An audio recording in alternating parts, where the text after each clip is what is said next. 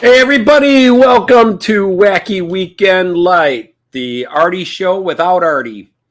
Hope you're all doing well on the other side of the camera.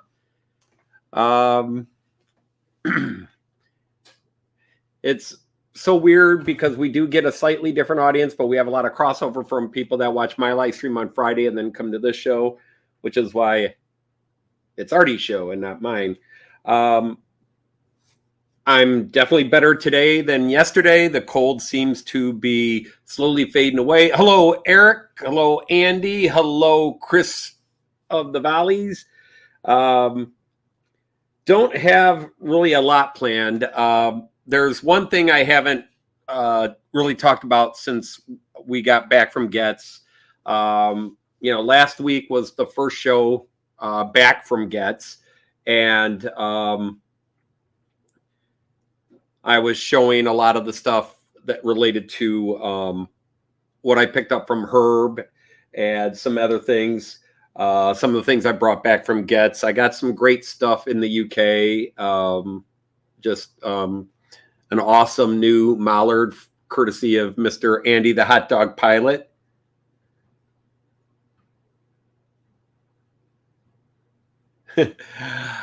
Ave Luma. Servus. Onal. Towards the middle of my live stream yesterday, I was feeling very chipper, and today I definitely have a little bit more bounce in my step. I probably had too much caffeine in the way of Coca-Cola. I've gone over my weekly quota today already.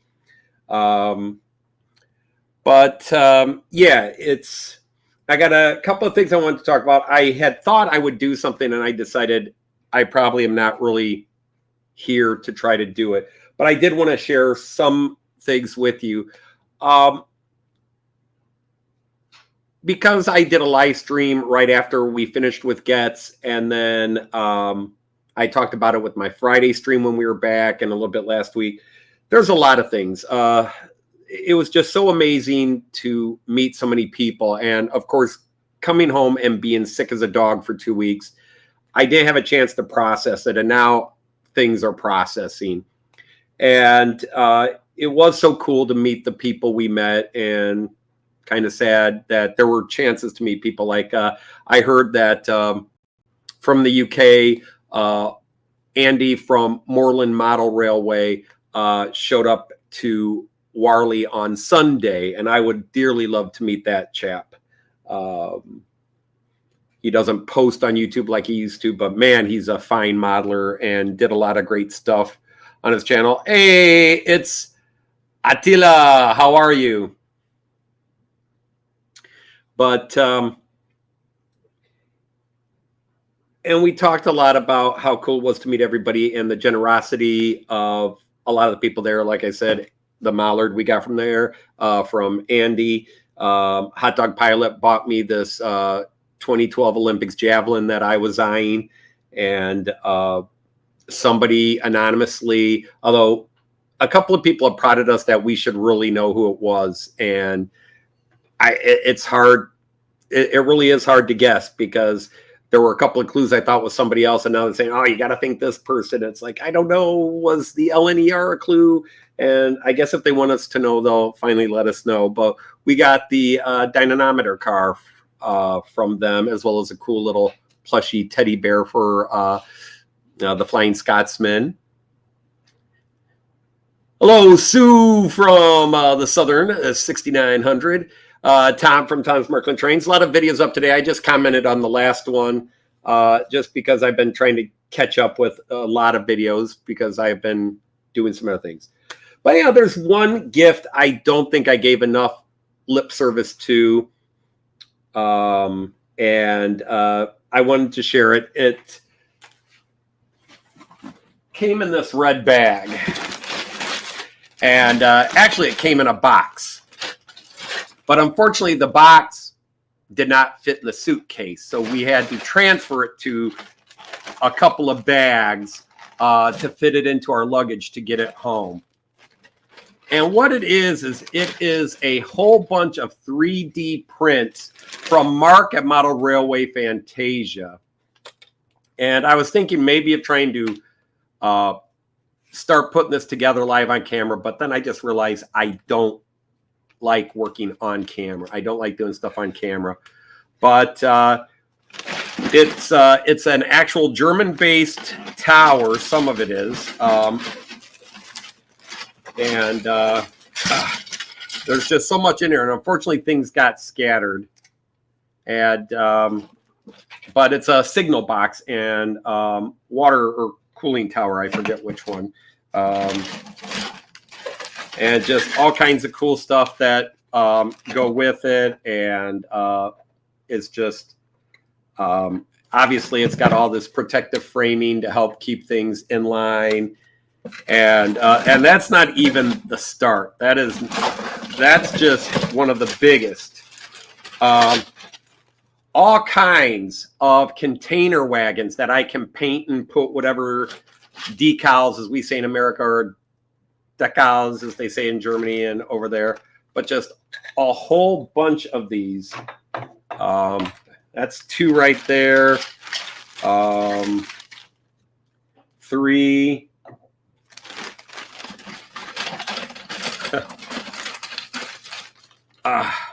And some of these things are wedged together now. 4.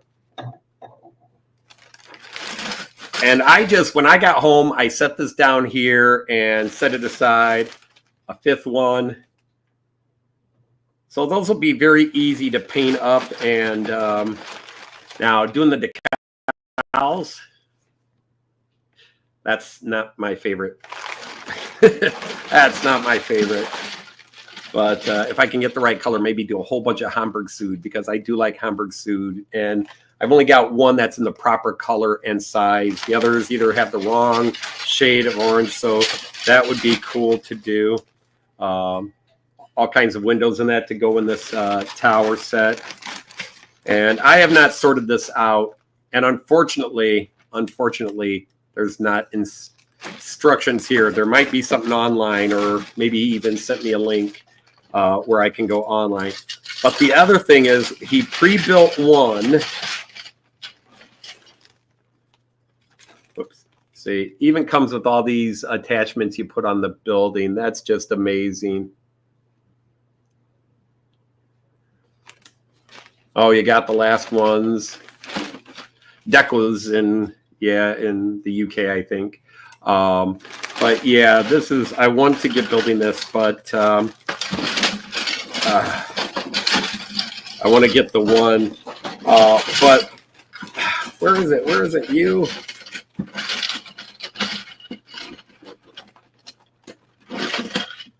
And oh yeah, I got a Jenny Kirk yard fence. Gate. If I ever have a Jenny Kirk, whatever. But anyhow, he, I don't know if he designed these and prints them, or just found a design and printed them. But yeah, NEM socketed gondolas, and even some nicely molded bits to paint up and fit them in. So I just think these are brilliant. I just know I'm going to potentially, it'll take me a long time to get around to doing these, just because I'm me. I haven't worked on my layout in 2 years. But yeah, just the pieces to build a whole bunch of these.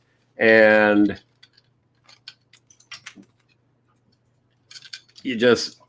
how to put them together. There's little bits I have to cut off and go through, but they all go together. And like I said, he's got the one there that works.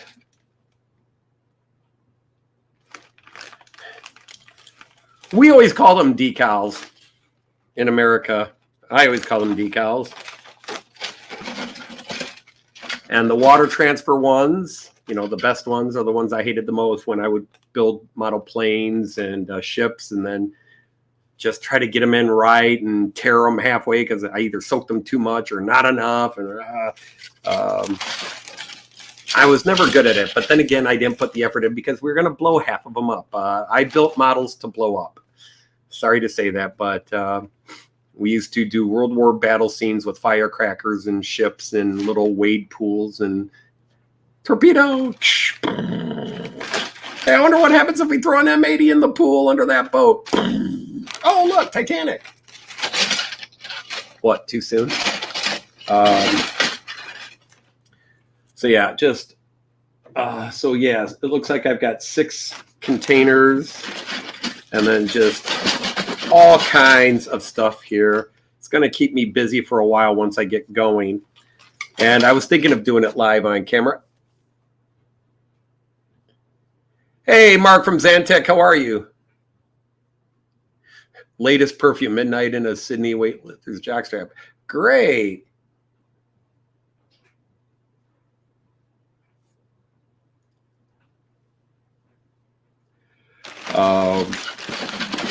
So anyhow, I just would not work well on camera, but it got me thinking as I was going through my tools and making sure I had all my tools ready to go. It gave me a thought, and I'm so grateful to Mark for that. I want to build the tower and the signal box fairly quickly. I'll probably get to that in the next week or so. I do have some other projects I've kind of already set up to do.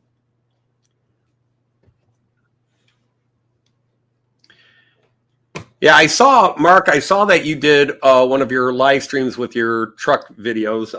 I've just been kind of elsewhere today. Joyce and I did go out and vote. I'm going to put the link here for anybody that wants to come up and say hi. At least I'm hoping that will go. Hope that works. We'll see if anybody wants to come up in the basement. But I guess just as a curious topic before we go off track and talk about anything is it got me thinking. I was never a modeler. I did model wargaming, and basically I just needed when I would put my 3-dimensional wargamings together. HO, you didn't have to do anything. You just painted them. So you needed paintbrushes. But what tools, if somebody was saying, I want to get into model train today,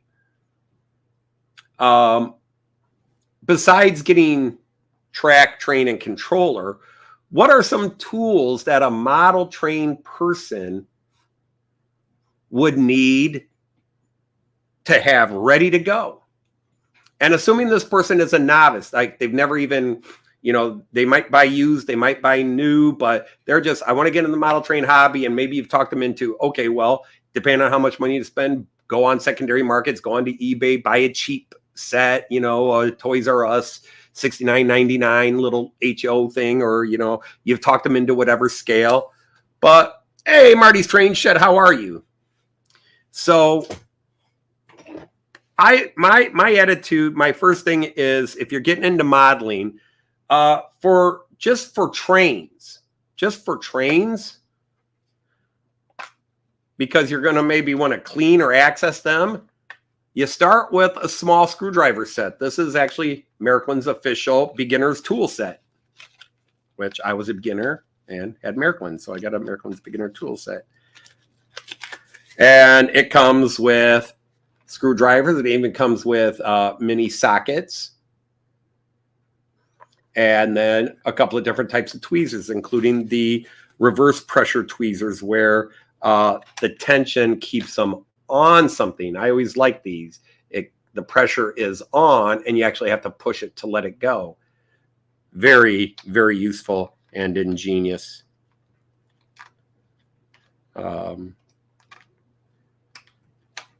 Okay, so set of screwdrivers. Got a couple of people in the basement. I will bring you up shortly. And then I always think a set of utility knives. There are many different blades, but utility knives. And as you go more into it, obviously you want some sprue cutters and miniature wire cutters. And then you probably, depending on how much repair you're going to do, you'll eventually want to invest in some kind of soldering system. I also have a very, as I got a little more into it, I've got a very multied set of different types of tweezers and holders. But, the thing is, the more you're in the hobby and the longer you're in the hobby, you start adding more tools. But I just today was talking to Jean Ricard, and after my live stream yesterday, I realized there's a tool that if I'm going to run trains, I need, and I've been running trains for almost 9 years, and I don't have this tool. And it's a tool I should have had a long time ago, and I don't have it. And that is, I don't know what you officially call it, but it is that the version I see usually is a fairly cylindrical piece of metal, but it's a wheel gauger. You stick it in between the wheels and get the proper spacing that the wheel should be for your gauge. And I always refer to it as a wheel gauger because I had a couple of cars that kept derailing yesterday. And when I finally flipped the car over after I took them off the track to find out why, it was because this wheel was sliding. I don't know if you can see that. As it was hitting the curves, this wheel was pushing in, and it was causing the space to, you can see how much that is pushed in. That's just me putting a little pressure on it. Every time it was going into a curve, the centripetal, not centrifugal, but the centripetal force of it going through the curve was pushing the wheel up the axle. And then as it came out, it was derailed. So it'd go through a few curves a few times, and then all of a sudden, slowly pushed in until it was off the rail. And that would cause it to derail. So I need to go through and replace a bunch of these wheels on some of these Orient Express cars. All right, I'm going to bring some people up. Oh, Luma was up, and now he's gone. Sorry about that, Luma. Hey, Steve, how are you? I'm still waiting for your prize to arrive, Steve. I did order it for you, but it has not arrived. It has not been released yet. So anyhow, let's bring Randall up on stage. Hello, Randall, my friend. How are you? Oh, doing pretty good right now. I'm just driving home from work right now. Ah, great. And you're talking on the phone while you're driving home from work. That's good. Well, it's hands-free, so I don't have to worry about Right. Well, I do the same thing. I got hands-free in my car, so I can talk and road. But so anyhow, what I was half thinking it was an idea Joyce suggested I could start working on some of these 3D prints that my friend Mark from Model Railway Fantasia sent me, but I just don't work well on camera. So instead, I thought you could all share, the tools that really you should have when you are starting, not 10 years down the road, starting. And one of the things I've realized I should have had all along, and now I don't have, is a wheel gauger. Is that what they're called, Randall? Yeah, it's a NMRA gauge is what they call it. Okay.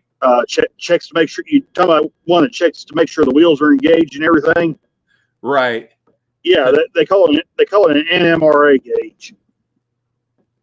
So, okay, so I just tend to call it a wheel gauge, but yeah. So, like I said, I had a couple of these coaches here. I had a couple of these coaches, and you can see I've already taken.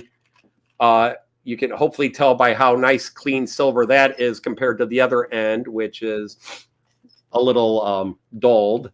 But yeah, on this bogie, this truck, on this car, they were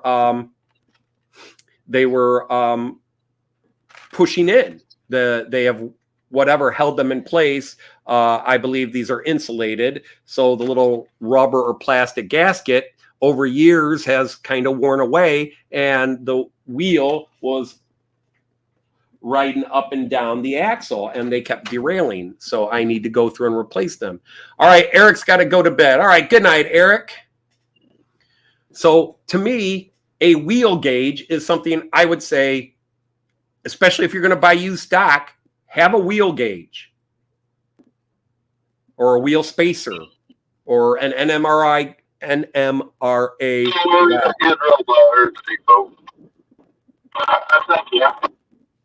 So what would be another one? Yeah, acrylic. You could use some acrylic glue on it, but first you got to get it in the right place. I mean, I suppose I could do it the hard way and just put it over here, get them on the track, and slowly space them until they're right. And then once they're right, put a drop of acrylic or super glue in there.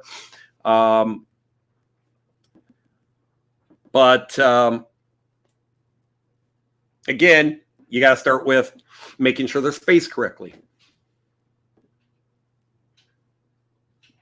So NMRR track gauge does wheels, track, switches, wagon clearance, and multiple other sizes. Okay, there you go. And anyhow, hey, David from Beaten Off Junction, welcome in. Great to see you. Yeah, and I actually had talked about gluing them offline, but again, I need to get the gauge. Now, some of the other things that the NMRA gauge, I've seen that. That's usually like sort of a blade thing. I've even seen it like, what is it? The Canadian shop, Otter Valley Railways, OVR. They give one away, and it's got the wheel gauge and the track gauge, and so forth. What in the world?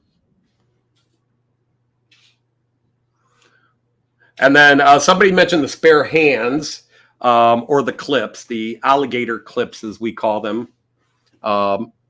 That's probably good for especially soldering, because spare hands, I think David said spare hands, having spare hands, an extra set of hands. But let's face it, model training, especially building a layout in your house, unless you've got young kids that are of that age, it's a solitary hobby. We tend to be working on our layouts and our training stuff alone.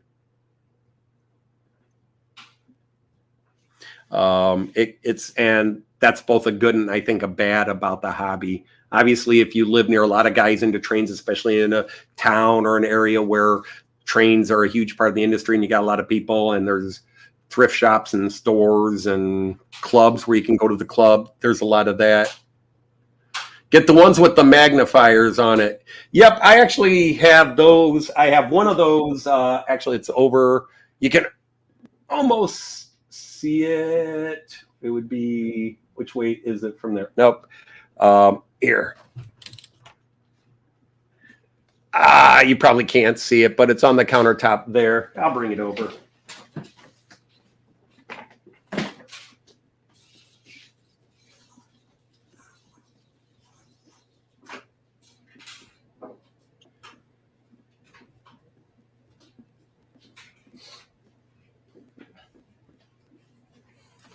I think this was a $7.99 special, but you got your alligator clips and the magnifying glass. And also I got my, well, you can't see it now because everything is always opposite of each other. Behind me, you see I got my much bigger magnifying glass. We're working on things here because this is now my workspace. This whole area here used to be my workspace, but cameras and additional laptops and other things have taken over. This one time was my grandson's observation platform. He used to stand here and watch the trains when he was little. Yeah, so then I've got a tray, which that came with 24 alligator clips that are bendable so that you can bend them in different things that you can use as well. Storage is needed for trains. Agreed. Hey, Teresa Hebert, how are you? Or Hebert, if you pronounce it the full form. And Monsville is here. Hello, Monsville. So again, obviously, the longer you go, the more you're in the hobby, the more tools you start throwing. But this is like, hey, kid, hey, young man, young woman, first timer, rookie, like me 9 years ago. If you're going to have a model train layout, here are some tools you're going to need right away. And of course, you know, I would say, especially if you're going to buy used, cotton swabs or cotton puffs, I think they call them in the UK, cotton swabs, and various proper cleansers. There's Luma is back. We're going to add Luma to the stage. You are on stage now, Luma. Hello, hello, hello. Hey, are you hearing me? Mm-hmm. Okay. We hear you just fine. Okay. Can't see you, but we can hear you. Right. Yes, all right. We know we Americans say solder and don't say solder, but it's how we pronounce it. Sorry. Let's not get all language official. And pipe cleaners. There's one. Pipe cleaners. We should make a little shopping list, your first shopping list. But yeah, cotton swabs. I think they're all over here now.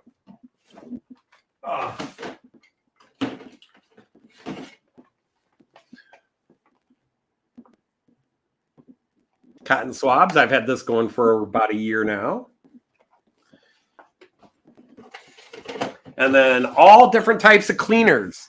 Now, I was lucky. A couple of guys, when I went to my first shop that sold Miracle stuff, and sadly it no longer exists. It's about an hour drive north of here, hour or so, hour 10 minutes maybe, north of here. When we would go there, the very first time we went to Dave's Model Trains in Warren, Michigan, which doesn't exist anymore, there were a couple of guys there that actually were members of a club I would eventually join and then quit. And they were very much, make sure you get this and this and this. So let's see, what are some of my, where are my cleaners? There it is. So first of all, XL Rail Conditioner. XL Rail Conditioner. And it says for best results, apply it twice a year. Yeah, about that. And then for my trains that have what we call current conducting couplings, clean anything that is going to, metal copper pieces. This is Conducta Lube Cleaner. Lube Clean. This cleans up those metal to metal parts that conduct electricity through them, and you should do that every year or so. A track cleaner, definitely. Now, there's all kinds of track cleaners. Do you get a track cleaner car? Do you get what the British call a track rubber? It's up to you. Obviously, you don't want to overwhelm a person. You want to keep it short, simple, and not too expensive. Because sadly, I hate to say sadly, when I did decide to get a track cleaning car, all the Miracle guys said, well, you want to get the Lux car set cleaner. Those are the best. That's the best thing you can get for your Miracle C-Track. Yeah, except there's 3 of them for 3 rail, and they're $200 each. I got them for a little bit less discounted, but yeah, they're $200 each. And for my system, there's 3 of them. That's 3 locomotives when you think about it. And it's 3 track cleaning cars. Dremel or a similar tool. Again, how far are we going? Obviously, Dremel, maybe a soldering station. Because I had bigger soldering tools, but I eventually got smaller ones, and I bought like a $7.99 cheapie, and off of either I bought it at Walmart or bought it off of eBay and got it. But cleaners, the cotton swabs, the little things you don't think of. And like I said, for me, the one I'm sitting here right now, because there's stuff I would have worked on today, except I don't have those tools. I would have been using a track spacer. As it is, I'm just going through the motion of popping the ones that were obviously problematic out and replacing them with other ones I have. Miniature hacksaw. Mine is actually back in there. I did not get it out today. But notice all these other tools. But if you're going to build, for example, the models on that, anybody who builds models knows, you'll want an assortment of sandpaper. It doesn't matter whether you're messing with track, because if you're going to clean your track, you might need to sand some things. You're going to weather your track. You might need to scrape off some of that excessive paint with sandpaper. And then, of course, if you're going to be sanding and drilling and all that, you'll want a miniature shop vac, won't you? Where's mine? It's over there again. You'd want a miniature shop vac. And see, the list will just keep growing, growing, growing. And the more experience, the more years you have, the more tools you say, oh, you got to have this and you got to have that. It's like my son. When my son got of an age, he said, Dad, what tools do I need? And I said, well, to start off with, hammer, set of screwdrivers, handsaw, tape measure, cordless drill, and a power drill. And then, oh, well, now you need these ratchets, and then you need these sockets. Oh, and then you need these type of wrenches, and then you need these type. And now that he owns his own home, he is going out and buying more tools, because obviously you can start specializing in the tools.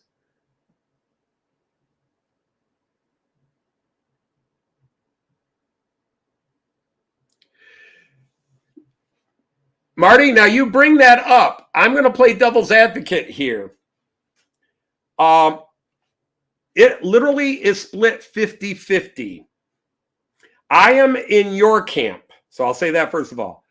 Do not use abrasives on track.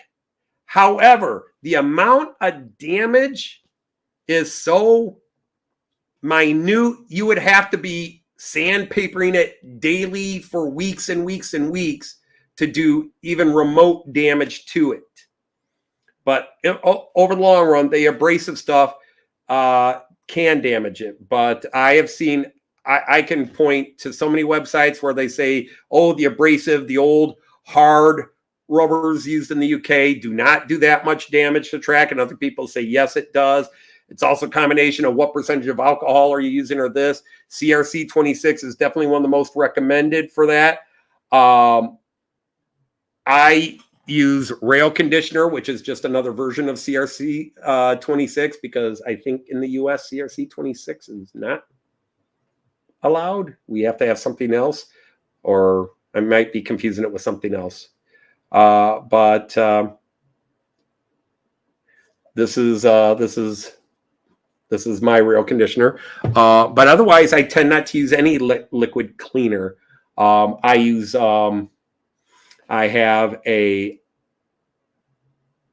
vacuum cleaning car that has a soft foam mesh, like Brillo pad, aluminum pad, but it's not aluminum. It's soft meshy, and that spins and goes around the track.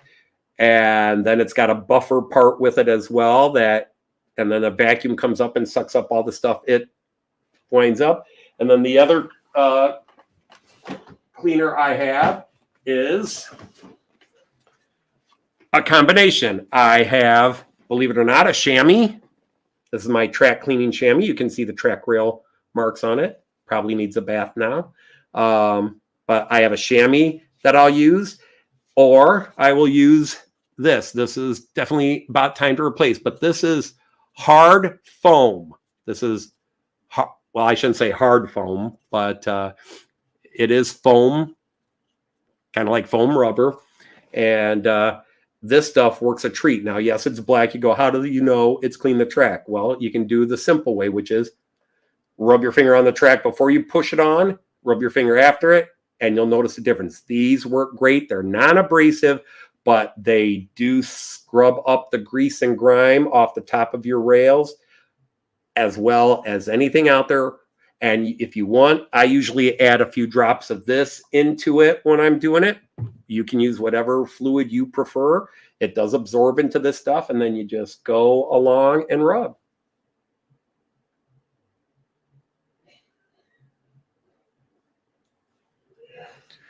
Luma, what are you? Oh, Luma, did you fall out? Because all of a sudden I'm alone on here. Let me get you back on stage. Sorry about that, Luma. You fell out. And you're showing us a cork. Yep. Are you listening? Are Yep. you listening to me? Yep. Is the sound okay? Okay, because I had some difficulties to get in and the sound was off. Cork. Wine cork. Simple wine cork. You get a track, passes it up and down. And it will almost clean everything. And it will, I don't know if you can see these scribes here, but that's on the track. And pass it off on the tracks and it cleans it. But the reason I got in today is because I'm having not a bad time, but I have to sort out my tracks from Macklin because I have tracks that are older than 2005. Oh, okay. And andersrum? Oh, nee, so auch nicht. Before I said, I took the test layout out and I'm now back to level 1. But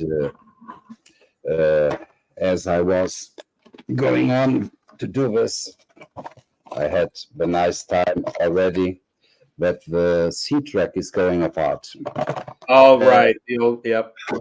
Most C tracks, well, they are quite fun to use, but they have a little problem. The older ones, they break up here in that section, which connects one track to another. And it will work anyway, but you have to screw or glue your track on the board, on the yes, wie sagt man Holz nochmal?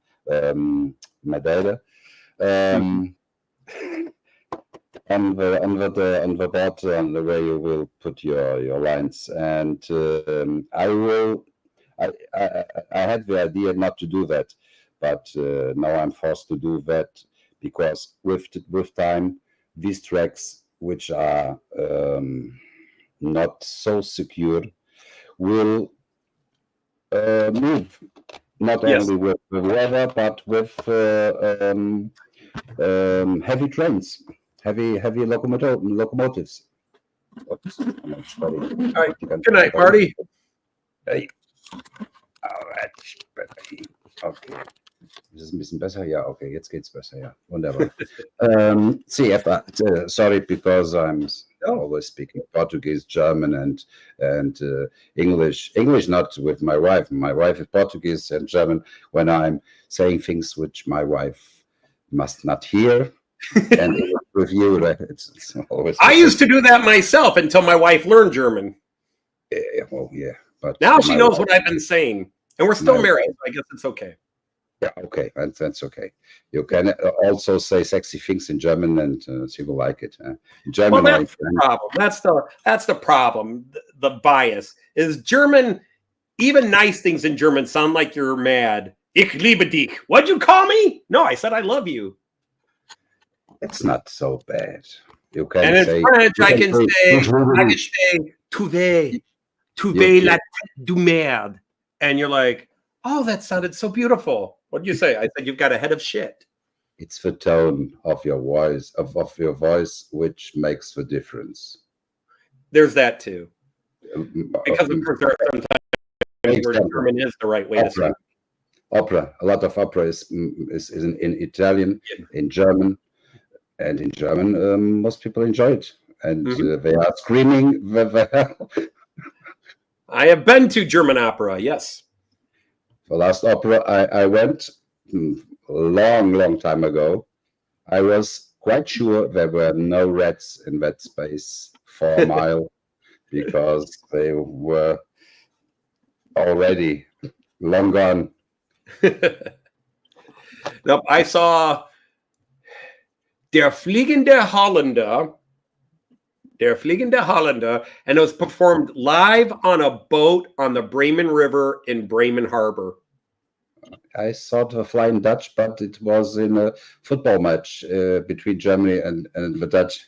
Okay. A Dutch flag. But now, just to clarify, something that Luma was talking about was this is C-Track, the Miracle C-Track he uses and I use. But I believe it's before 2005? Before 2005. And you can usually tell because if he held up one of his older pieces, it would have a slightly more greenish tone. This has a more slate gray tone, and the older pieces have a slightly greener tone. Yeah, he's going to have both pieces right there to show. Yeah, but you on camera you quite can't see the difference. You have to do on daylight perhaps, but at night light no. When you first held it up, I could see the difference, but yeah. Yeah, but it's not important. The most important for me is that rubbish that most people use. It's the what do you call it? The plastic pieces, which a lot of people use. The isolators or the insulators. Insulators, yes. Because what I do when I want you don't use it, but one day you may use it. When I do a contact track, so when a train goes by, he sent a contact to tell me, and the software I have what train is now at this point of time, and I do that. I cut the track. That's coming. You can see it. It's a small piece of it. I cut the track here. Okay. Isolate. Do the isolation by cutting the contact here. Yeah. And put a wire on. And I do that with a second track. So I have a maximum space of 30 centimeters, about almost one foot. Yes, 32, about 32. Yeah. It's the centimeters is one foot. Right. Or what you call it? It's 1 foot. Yes. Yes. So even the most big carriages and locomotives will get a clean signal, so they are passing by. And instead of using this, because this has a great problem, it will let's say break down after some time. Not because it's bad production, because it's simply you have to never forget you will have different temperatures in the train room. Sometimes a little more humidity and less humidity, and it's plastic, and it's little plastic, and it will wear off. The motion of the trains will also do something. It will crack the little pieces of red, and when you have a contact, the problem when you have a contact, you will have you can have less serious contact and a very bad contact. Less serious contact is simply you have always contact in that part, and you can have Kurzcircuit. Komm her, Kurzcircuit. Cross? No, Kurzcircuit. Ach, mein Scheiß, haben wir wieder mein Englisch vergessen. Kurzcircuit is when you have, how do you say Kurzcircuit? A shortcut. Yes, thank you. Yeah, no. Half of what you're saying there. I need more alcohol. I need more alcohol because I'm forgetting my English. A shortcut in the line. If the shortcut is in that part, which are two boosters separating, you can identify your booster and your control system. That's very bad because it already happened. And since a short circuit. Yeah, Kurzcircuit. Shortcut. Kurzcircuit. Yeah, not short circuit. And I'm sorry, I had to think in my head for a bit. Since I don't give a damn what will happen with tracks after me. So I do that, but it's very effective. Yep. Because I did it on my test layout. I didn't post it on YouTube because it was quite silly. I ran it for hours and hours. Mm-hmm. I made a film about 1 hour, and it ran. And I opened windows. It was raining. I let in humidity, and I put on the heating. And get down over only to see the difference in temperatures. I had a difference in temperatures about 5 degrees, 5 degrees in the room. So to test that the contacts will work fine, and they did. So no problem. But the test made me had to clean all the tracks because they didn't like the test. And so I'm cleaning and sorting out which one are broken, and I have too much lines here, and have to use it on level 1. So I have a security that everything will work fine. So I do that this weekend, perhaps more time, and to come to start in fact the layout, because I'm trying to do that for a lot of years, but sometimes things don't go well in life. I'm sorry. Have the time to do all that. Now somebody's asking a question. What automation program are you going to use? Rockrail. I will use Rockrail. And I have a Thames controller. It's the new one from Thames that they brought out. Well, let me show it. That's Thames, and it's a MC2, and is already upgraded to 9 ampere.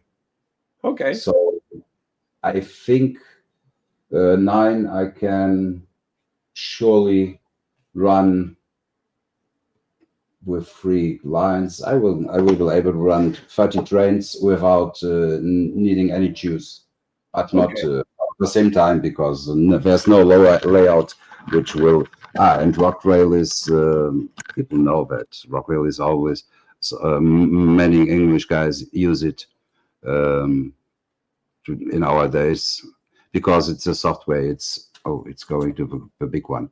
Don't know if you can see that. No, I don't think you can see that. Moment, espere, deixa-me só ver. Agora, now I'm talking Portuguese. It's always the same. Sometimes it's nasty because I'm talking to people and I'm listening to everything else, and I start talking German or English or Portuguese, and people look at me like I was an alien or something, illegal alien. Rockrail is something like this. It will control your layout in every point of view, and it's from I think he is Dutch. I'm not quite sure, but he's a Dutchman, and it's it's schon wieder da oben. I have three.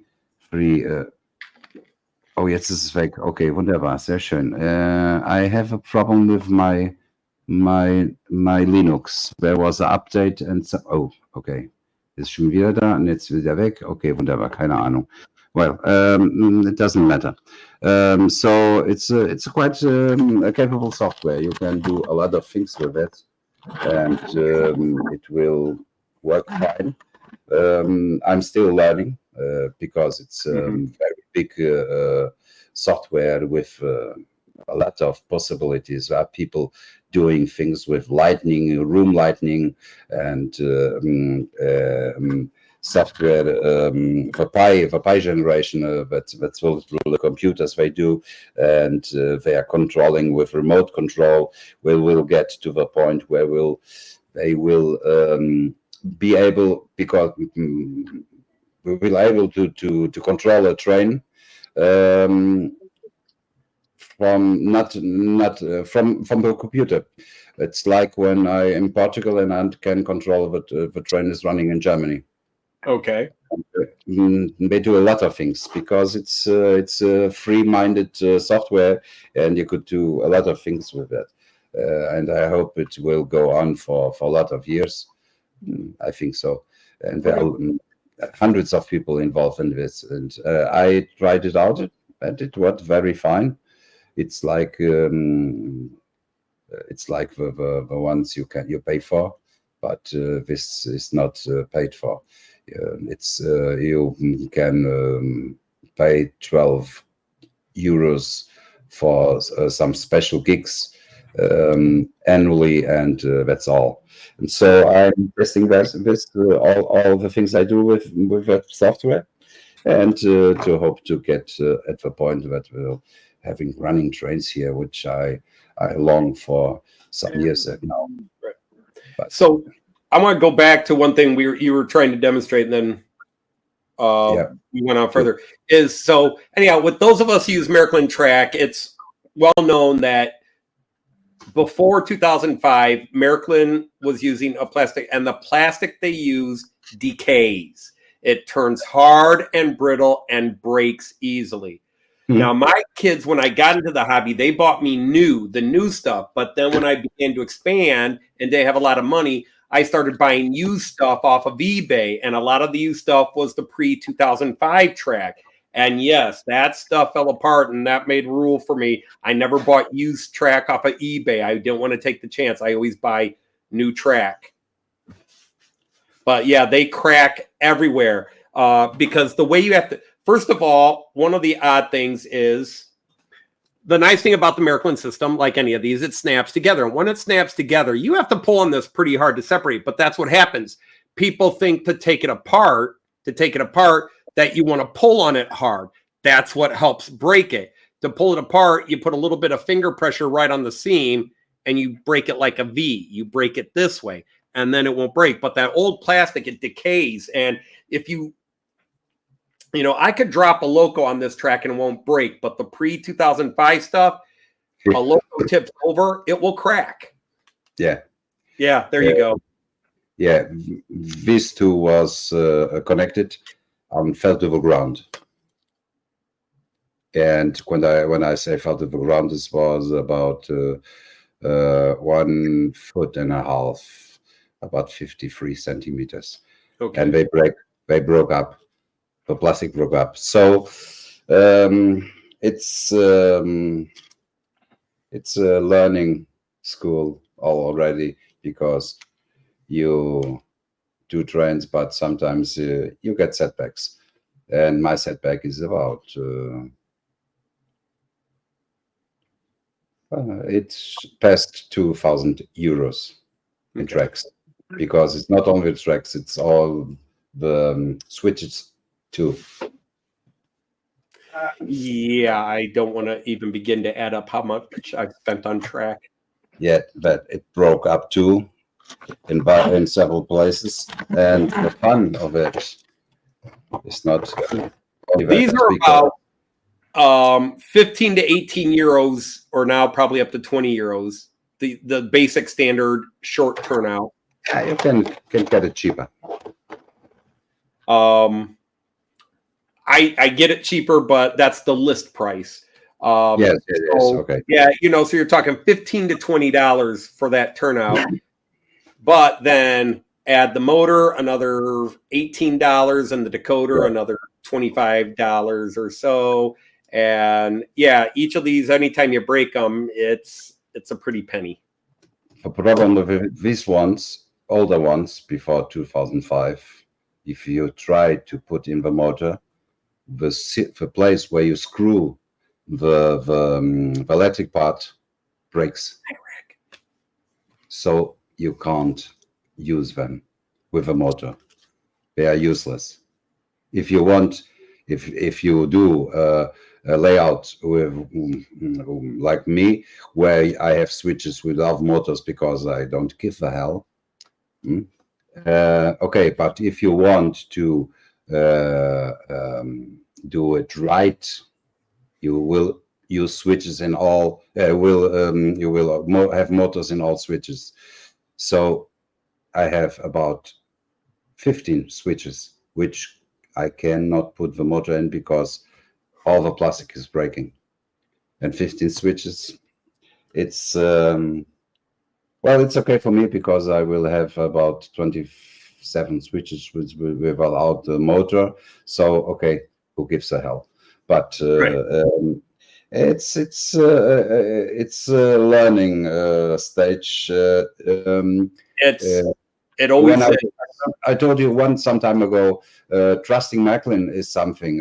Trusting a brand is another thing, and I stopped trusting because of it. I don't buy any new models, and I'm always waiting as if a model is going right. Well, when you can buy it afterwards, but the new kind exclusives and other things. I stay behind, but it will not take the pleasure of model train. You can always use another track. The tracks like the American use or Pico, put a brass line under it, and it will simulate. Will work with Macklin.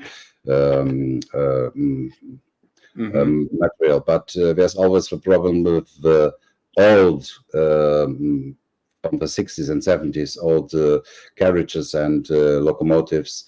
They always be with the chance where they will derail, and I have a lot of things from the 60s and from the 70s, from the 80s, from the 90s, and so all of that has to go on the layout and to run. Otherwise, it's not a fun. I don't like it. It's like you have a Rocco and Lima and all these things, which normally wouldn't run on tracks, but they do. You can run it. It's no problem. But if you have a layout like yours, where it's quite easy, they can run because you have not a lot of switches and a lot of strange curves and all of this and climb ups, and so it's quite secure and good to run it. When before I came in, I was watching Tom's. Macklin, he had put on 3 videos of. I tell you, let me get to a couple of greetings real fast here. First of all, ich wünsche Ihnen einen schönen frühen Morgen in Deutschland. Herzlichen Grüße aus Amerika, Monica. And then we had Rick's Train came in. Hi, Rick. He was talking about his tracks are made of wood and steel. And then Senator Bounty came in, and Senator Bounty was mentioning, I'm still traumatized by my disintegrating C-Track. I have so many pieces that turn to bits. I still hesitate to invest in new C-Track. Well, I never tell somebody what to buy. I will say I have had the old stuff and the new stuff, and I've got a rather sizable amount of C-Track, and I've had no problems with the new stuff. Obviously, anything is okay. The new stuff, I think the new stuff is fine. Macklin admitted to the air. Now, they didn't replace everybody's crap stuff that they bought over the years, but the new stuff is top-notch, as long as you don't mind.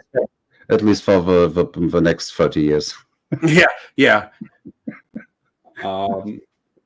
But like I said, I've dropped things on the old track, and it cracked and broke on the new stuff.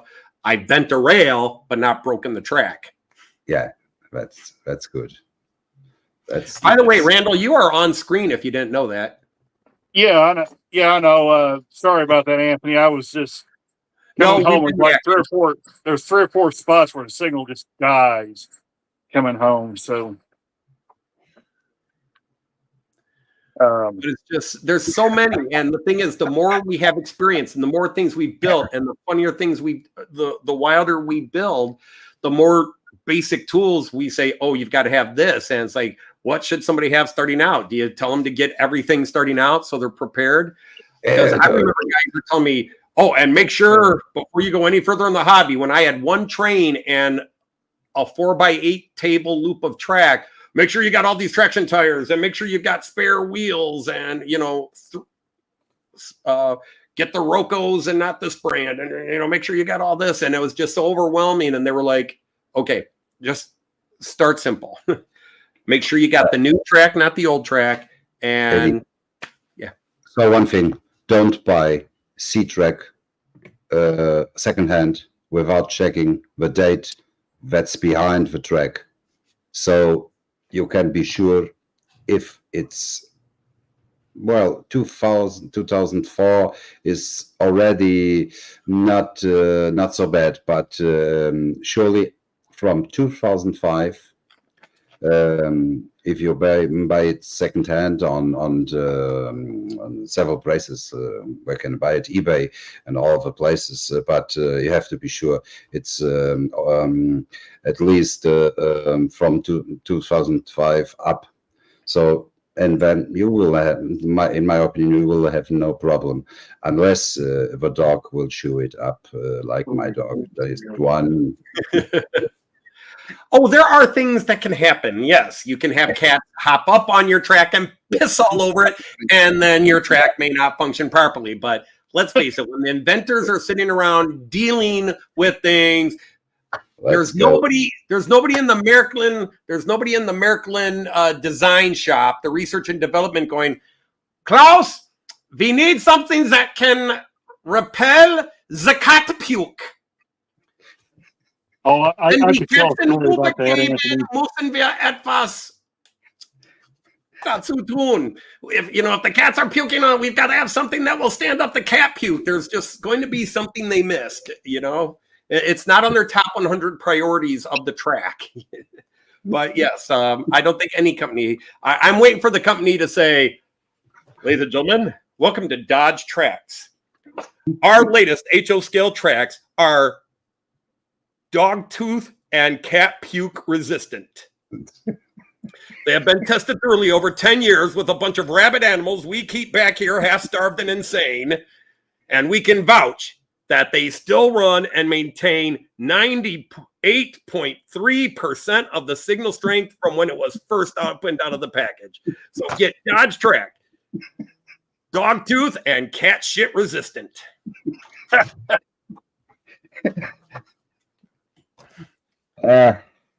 Yeah, cats. Don't forget the hair they leave, which gets into the motors and the wheels and everywhere. Cat hair. Andy has been yelling at me. No, I shouldn't say yelling at me. He's been very gentle about it. The Mallard I sent to him, he says the number one problem was all the cat hair in the gears. Yeah, because it's the trains running on the floor where the cats kept nailing them and picking up cat hair. What Andy? Hot dog pilot Andy. But now, by the way, those who don't know, the gentleman next to me is Luma Moba. Now, Moba is German slang for the cool kids into model trains. Not cool kids, no. I'm quite hated in some places in Germany. Moba. Because Modelbahn. You see, Moba, Freunde, lieber Moba, Freunde, grüß dich. Sorry, I'm doing Modell Eisenbahn Träume right there. Yeah. Hallo, lieber Moba, Freunde. Well, that was brilliant. Yeah, some places you can't say bad things about Märklin. See, like any company, there are mistakes, and okay, we get over it, and it's not harm done. I am a Märklin fan, but I am not only Märklin, blah blah blah. I like to use Märklin because I have Märklin track and a Märklin controller, and I'm happy with everything I bought from Märklin, but not 100% happy. Like the ICE4 from Märklin, I think they did not put a strong enough motor in it to run a 12-car consist. Even up a slight incline, it doesn't like it. It's like, come on, Merklin, you needed to test this going up inclines a few times. Well, in real life, the ICE4 doesn't go up the incline, so, you know. It's not a freaking Alpine Express. What the hell are you talking, you know? It's a new motor that they got from China. That's a problem, only problem, because people. That's always the problem with people. You have the old machines which have a simple motor. You put on the transformation, the juice, and it will run. But we are now in digital age, and they want to. It has to play sound. It's had to do. I always say, does it wash up? And I can't say this here. Right. And, well, wipe its butt. Wipe its butt. Yeah. Yeah. No, don't. Oh, that not that one. Okay. For me, it's enough that that the engine functions, and if you get Lite gimmicks, it's like the cars. Where you see one guy with a car from the 60s or the 70s breaking down, but you see all the new cars with all the electronics and all the gimmicks breaking down because something does not work or the car shut down. Mm-hmm. I still remember I have a old Mercedes from '88. The plastic is also breaking, so it's a common problem. But if a motor stops for some reason, I get two people to give me a push, and I will go away. But you have new cars, you can push them, you can do that. You break your car. And if you only look at the car, you can break it with something. So I don't like that. I like all things. I had a 1973 Dodge Charger, and it had this giant engine chamber, and you pop it up and you have this big 400cc engine in it, and you had plenty of room to reach over, get under everything. I have a 2014 Charger 40 years later, and you open up the hood, and inside the engine block, it is just wall-to-wall devices, and it's all fed into a computer circuit board so that your system can and one little circuit could go wrong, and it's like, okay, $2,000 to fix this and fix that, you know. And you can't even do home repairs anymore. You have to remove 3 things to get to the oil filter. So more complicated. Now the sad thing is anybody who knows me knows what got me into model trains. 1969, I got my first train set, which I never played with because all it did was sit on the floor and go in circles, and it did nothing. Yeah. Now my trains sit on a table and go round and round and round, but they have lights and they make sounds. Now some sounds are stupid because I can sit here and talk about, I've got a Rheingold where I get a full conversation between a waiter, a man, and the woman he's with at dinner. Isn't the champagne wonderful? Do I really need that sound effect on a car? No. And then my ICE4 has a toilet flushing sound. Yeah, I don't like that. Just for kicks and giggles, I'd love to have that feature. Yeah. Come on. I mean, let's just go all the way. Where's the sound effect of the guy going, oh, I shouldn't have had that last burrito. There you go. That's it right there, Anthony. That's and somebody's probably got it out there. Oh, I'm sure. We have the sleeping cars. With sound. Macklin produced a sleeping car with sound. Yes. Some guy put on a gimmick. You know what he did? He put a couple are having sex, and the sound coming out of the carriage. Hilarious, fantastic. See, personally, I would find a sleeping car with sounds counterintuitive, unless you have the sound of. That's several sounds. Yes, we had that sound too. Right. Snoring. One guy snoring, and he changed one of the sounds to a couple of sex. That was hilarious. That's the part you can do, and I enjoy when I see on YouTube a lot of people which putting in lights, putting in extra things in the carrots and the locomotives, it's a new world for analog trains. Digital, it's a new world. It's everything is possible. I only do digital because I enjoy that you can control more than 3 locomotives without on the same track without having accident 5 in 5 minutes like I was little because I forgot to switch or the switch didn't work or you know that these things. It's unfortunately and I like the movement from a lot of trains up there. People they only like to see one train every time going to the on the layout. Right. And that's fortunately for us because everyone is different and everyone is creating his own little world. And beside what some people say, I like to watch a lot of things. And it has not to be a greater layout. It's had to be only interesting. And more often, the most part interesting is the trains. For me, it's the trains. People do a lot of houses, and I don't. It's not that kind I like, but it's fantastic. Everyone creates his own little world with a lot of fantasy, and that's very nice. So I hope more people will come to the hobby. Yeah. Although Attila's fantasies here, his train fantasies involve a lot of sheep kangaroos, but that's a different story. Yeah. I will have a lot of sheeps.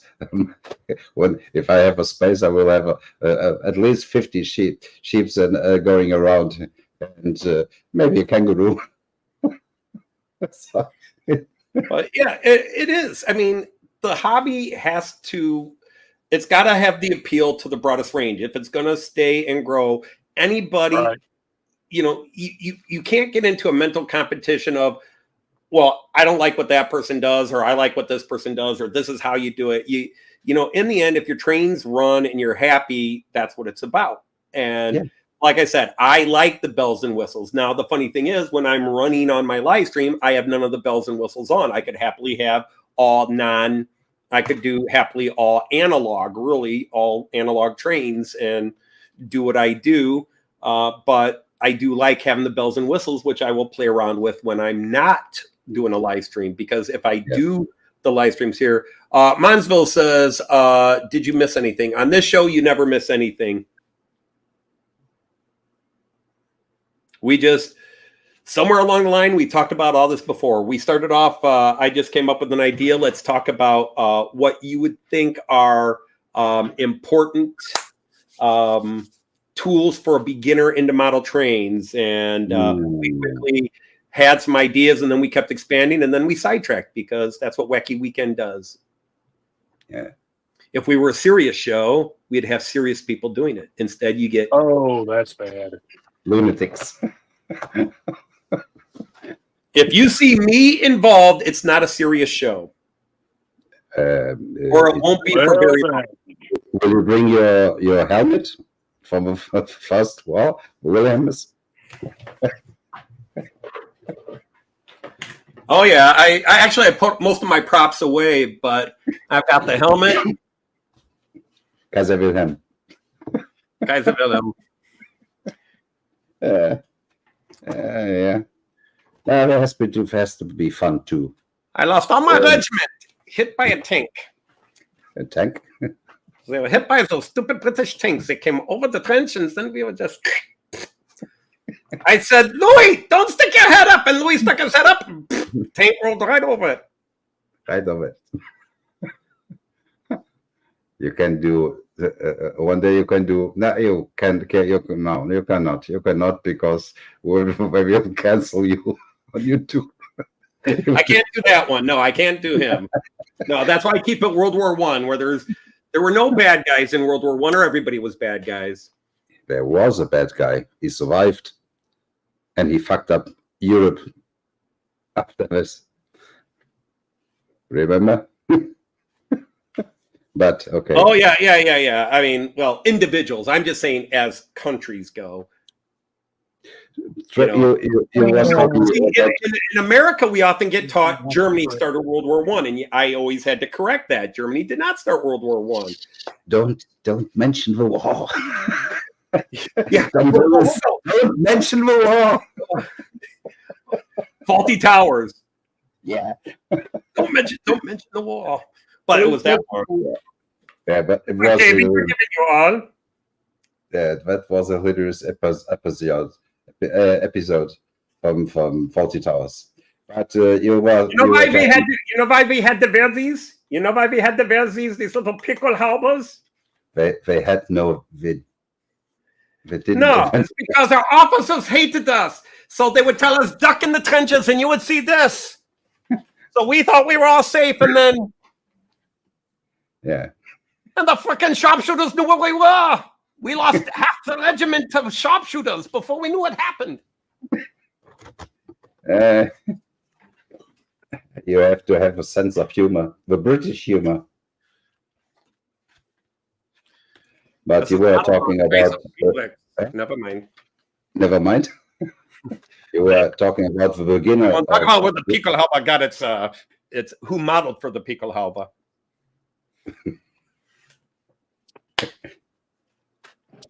Yeah, what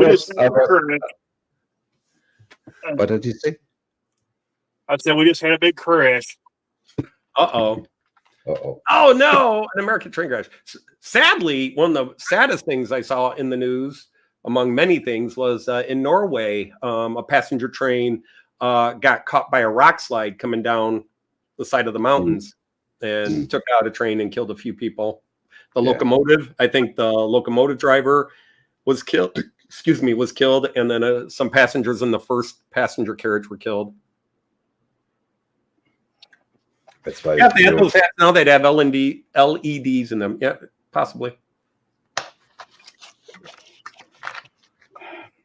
I hate those layouts. That part of the time.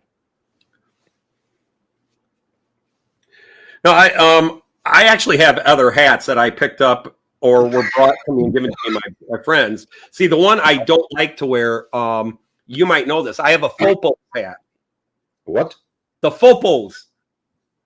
Volkspolizei. Volkspolizei. Yeah, the Fopos. The East German police. Yeah, the Fopos.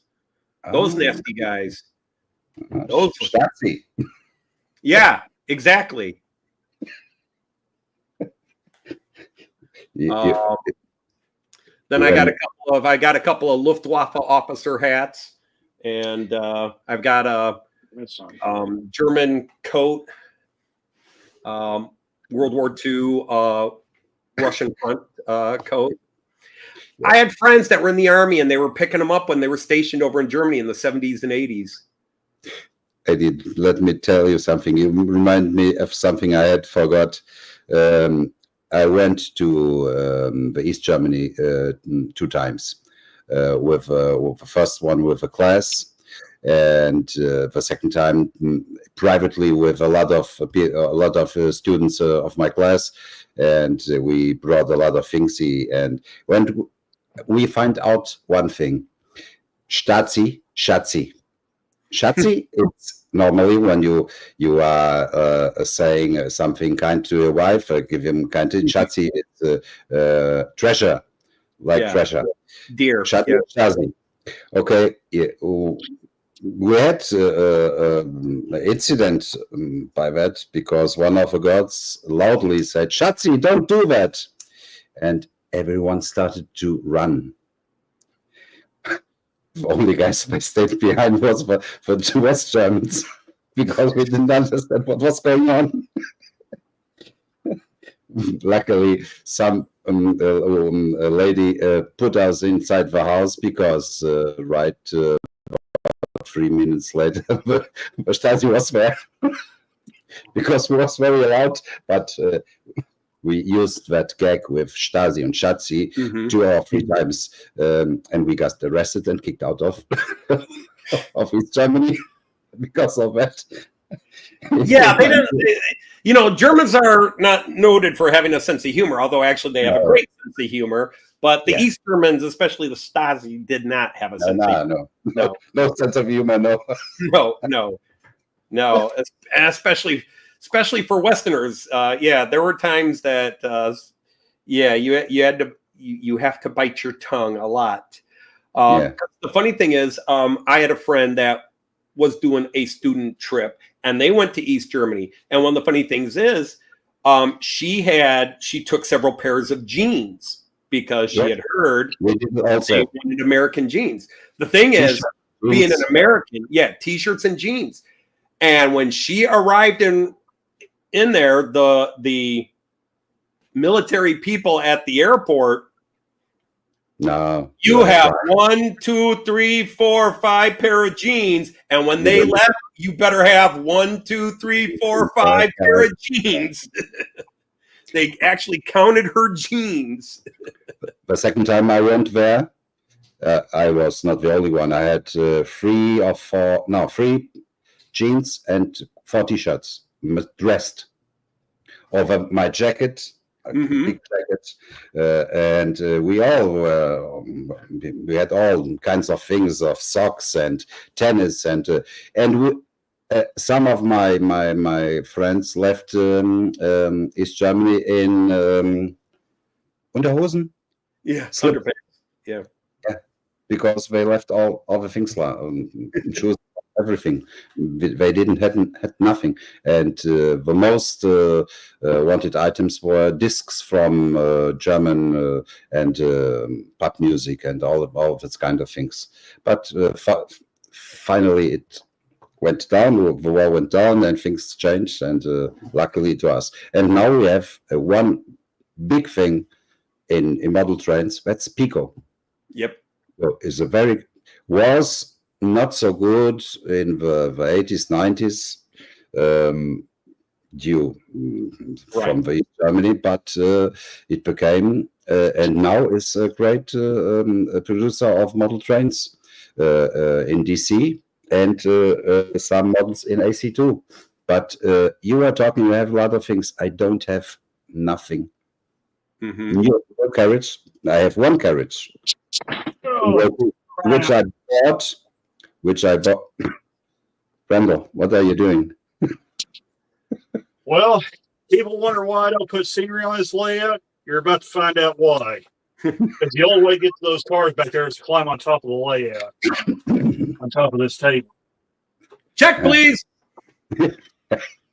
Okay. Which is Center Bounty, Pico. I think it's like, if you buy Pico's collector level stuff, it's very good. I find a lot of their hobby level stuff to be very Well, you have to like the kind of cars they do. They have a lot of cars which are from East Germany and from East Bulgaria, South Romania, Russian too, and it's a kind of friends you have to like. And they're also the big producer of TT, scale TT, and it was always very get back. You have to think how difficult it was for someone in East Germany to have a model train. Yes. I remember that there was a big guy in East Germany. He had the model train, and he had to ask the committee of what it was to have it and to buy it, and it's crazy. And they had to endure a lot of things, but there was always the will to do model trains. And they a lot of big layouts they did since the wall has gone down, and model trains and accessory, fantastic. And I, for example, I have only Macklin, with the exception of one Rocco carriage, which I bought because of a Swiss BLS. Macklin did not produce it, and it was on eBay. I saw it. It was going with no money, and I see what the hell. And when I found out it had wheels, AC wheels too, so I bought it. That's the only one. All my carriages, all my trains are Macklin, for one simple reason. Before I left Germany in about 84, the train, Macklin was great because the others were not quite so good in quality. I still remember when I was a child, I had the Macklin layout, not a little layout with little trains, and some guy of a school had trains too, and I took my local, went there, and didn't work. It was not Macklin. It was, I guess, Fleischmann. Fleischmann, I guess it was Fleischmann, and we had the idea to build a new layout, and I did what you do with Macklin. You complicated layouts, and it didn't work. You had a shortcut, yeah? And so that for me was a big setback, and the quality of the carriages and all the we had the metal ones. You have now metal ones from Hertner, which are very resistant. I have a lot of them too, and this for me it was not the option. So I went on with Macklin. When I came to Portugal, there was no Macklin in Portugal. The only store we had closed, and it was no option because you paid about 5 times more for a carriage or train than in Germany, and I had no desire to spend that much money, and so I stand by. I only began again when we had eBay, and I had contacts with Macklin at that time, with a lady which was very nice. She was origin of French, but she was working in Germany. And the problem was you could buy on eBay, but you had to trust. I tried once time with Brava. The carriage came here, was almost destroyed because it was very sensitive. All the pieces were breaking up, and I decided they're beautiful, but they are fragile. Yeah, but I decided I would. Well, let's say it in a way. I'm not. Wie sagt man? The guys which are don't spending my money. How you tell? Stingy? Huh? Stingy? Stingy? No. Which don't want to spend money with everything, which are keeping the money and don't pay nothing for anyone. I'm not that, but I have always put a limit on my budget with the trains because you can get very crazy, very, very crazy. So I put always a limit. I had when I said to you, you can. You never, said to me, you never can spend more than 5,000 euros per year in any year, and so I did. I didn't spend, and my budget is not. It's about 1,500 euros a year maximum. So I will not go crazy, and I only spend the money. I have so much things. It's already too. I have no space. If you look around here, I have all boxes, and everything is full, and I have no space anymore. And your wife is on the backside, so we have to change the subject. Laundry. No, yeah, I know it. I'm joking, but it's I always you have. I had to buy the house, the car. Uh, I live. I'm married. I Oh yeah, yeah, oh yeah. yeah, things you have to go for, and back then was a hobby. A hobby is a hobby, but I watched several people beginning the hobby, spending 5 figures in the Oh, local definitely. shop here in Portugal. Mhm. I was on the side of on one guy, a lawyer, and he spent about 4,700 euros, and he made encomiendas. So you need to be hearing this, dear, to find out I'm really actually very cheap. Yeah, yeah, yeah. We are cheap. We are cheap, and he make orders from Germany, from Macklin, and other things about 7,000 euros in that day. And I was Well, thinking, I think he's this head spending layout hates my pet. 1,000 euros on a Saturday. And I thought, see, well, he will not enjoy this trains, Mm-hmm. because if you can eat all, we had already a talk about this, about that. I think if you can get it all at once, it's no fun. It's not fun. You have to build it up slowly. I think And I think there's a balance. You build it up slowly and you appreciate each piece as you get it. yes. On the flip side, as you build up slowly, there's an aggravation that builds up too. I want it. I want it. There's that too. No. They were talking about Kato here, Kato. Kato, yeah, it's very good. Yeah, it's Kato. Yeah, for N scale, they are. I think Yeah, they make the best. N A Z. There's nothing better than Kato. Yeah. In my opinion, the things I have seen, learned about all that. Because, but if I had the chance, I would sell it all and put the big ones.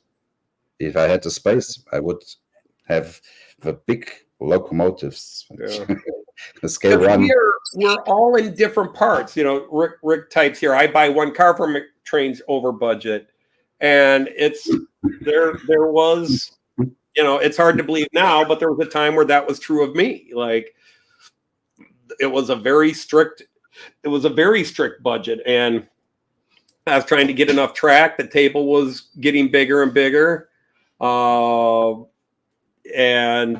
then Yeah. okay, I want this controller, and oh, I want that controller, and yeah, it just.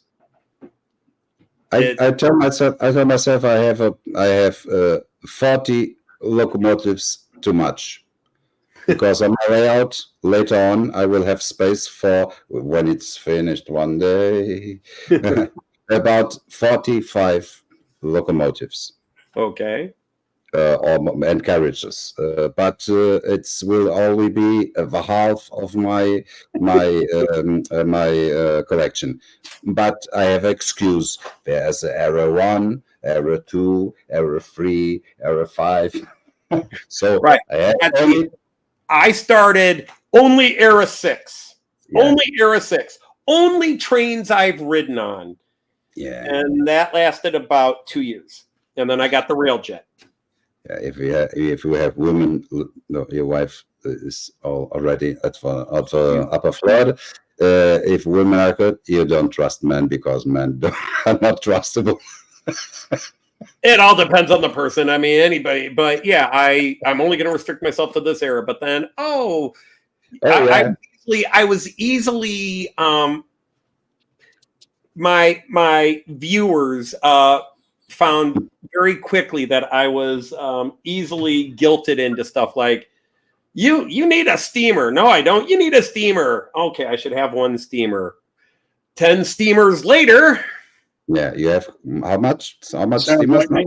If you count all the stuff I just got from Herb, I have I probably have close to 20 steamers now. 20 steamers. This way. 7 of them are KLVMs. Okay, they are not Märklin. Well, that's well, KLVM was Maryland, but let's see, 1, 2, 3, 4, 5, 6, 7, 8, 9, 10, 11, 12, 13, 14, 15, 16, 17, 18, 19, 20, 21. So I've got 20 or 21 steamers. But we are lucky. We don't. You are lucky because you don't do American trains. You can ask Wendell how many people he knows that had about 2,000 trains, locomotives. In America, that's not so much. I have heard so much people which have over 1,000 locomotives.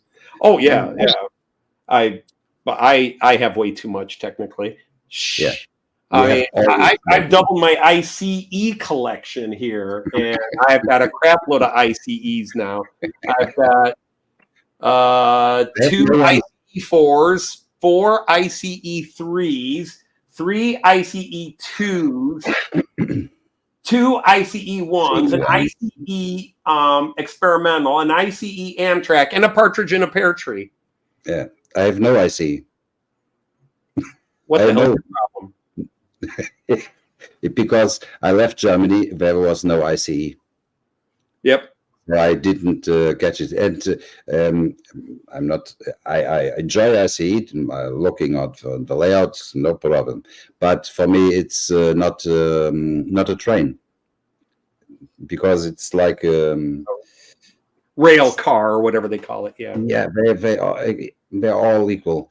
So it's not my kind of trains. I like locomotive in front and carriages behind. The most I have is the VT 11.5. That was about in the end of the 50s, beginning of the 60s, and which I saw in Germany in unfortunately in a bad state. But it's a magic train, and so I have it too. But that's the limit. But that's the good thing. Everyone likes a different thing, so nothing is equal. And so when I went to YouTube and see the layouts of the trains of others, I don't have it, so I can enjoy it to see on other people. Yeah. And that's I like. I like everything about it. And if you do it in DCC or DC or in AC or AC, it's fine by me. The only thing I do not enjoy so much is the Z and the M when it's too little. Yeah. Because you can't. It's for me. It's for the eyes. It's impossible.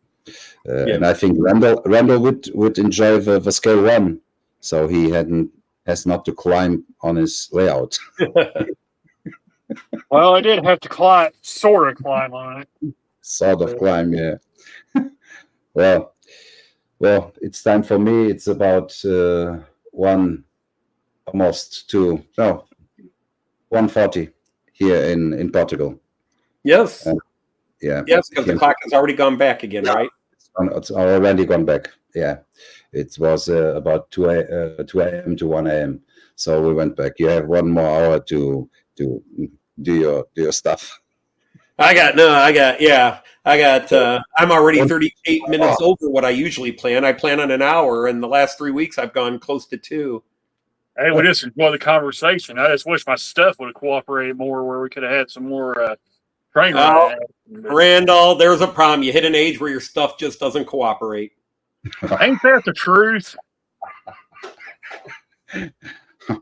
Honey, should I take the pill? I need something. I'm enjoying Brett. How is his name? Lately, I'm enjoying Brett Upton. Okay. You don't know who he is? Nope. He is. Yeah, you would like him because he's about our age, and he is doing stand-up comedy. So the things of the past. I will not refer here. You have to look him up. His name is Brad Upton. Upton, and I'm enjoying hilarious because it's simple comedy, no slang, no nothing, and but it's nice to see because it's things I remember of my past, and we are all almost the same age. I think I don't know, but and so it's about past and things of getting old and all the things, and so is yeah.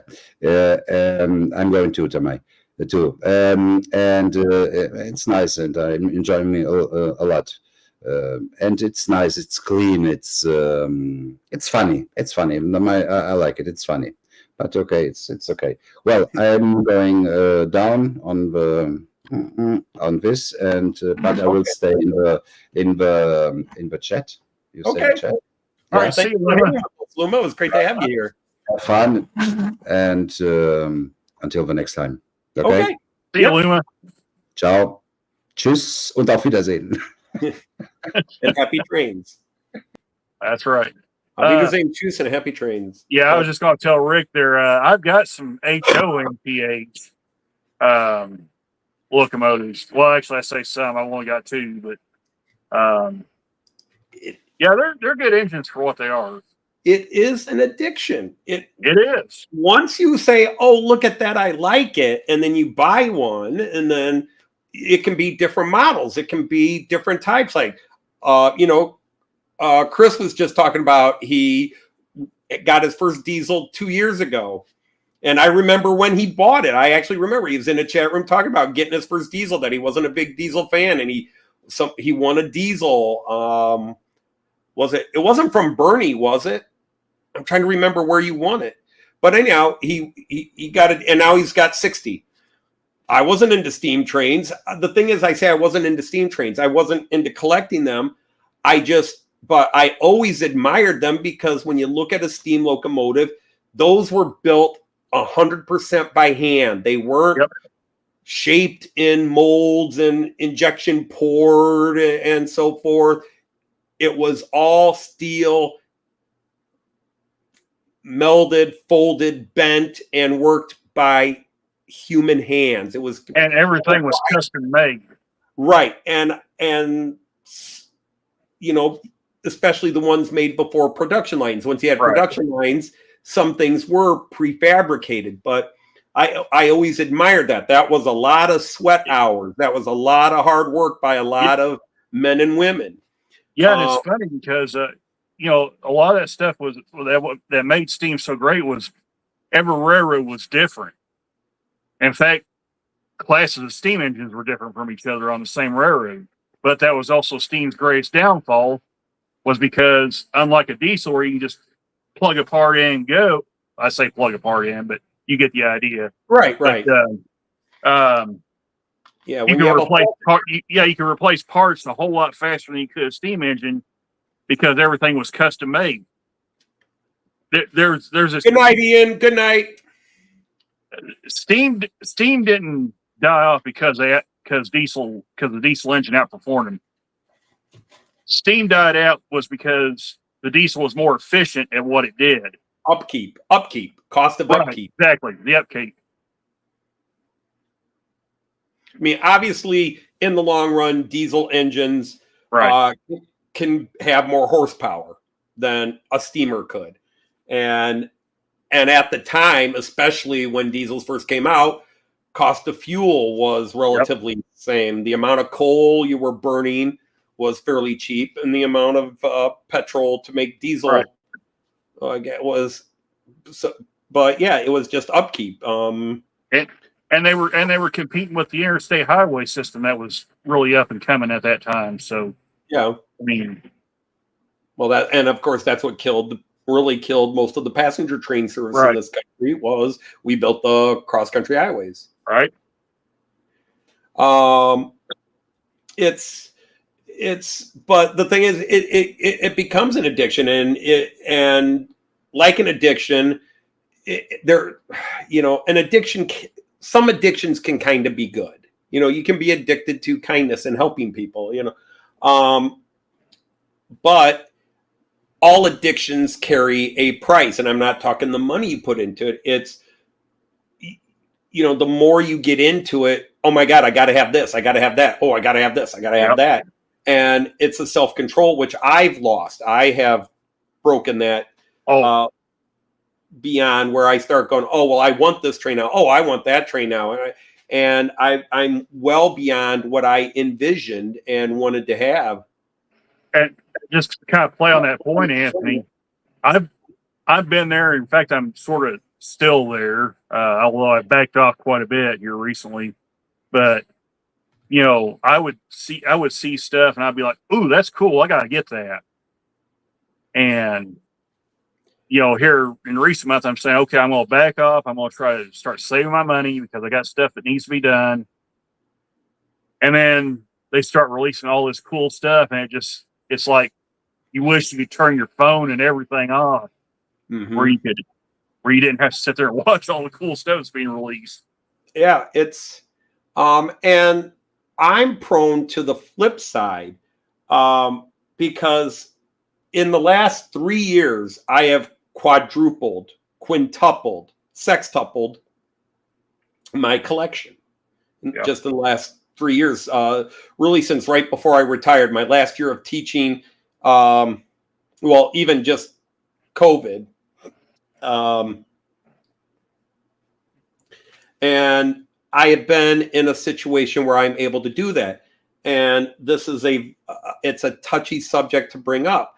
I am fortunate that I worked in a job where I had a nice retirement and was able to retire at the age I retired at. But also I've had money to spend and really go crazy beyond what I should have.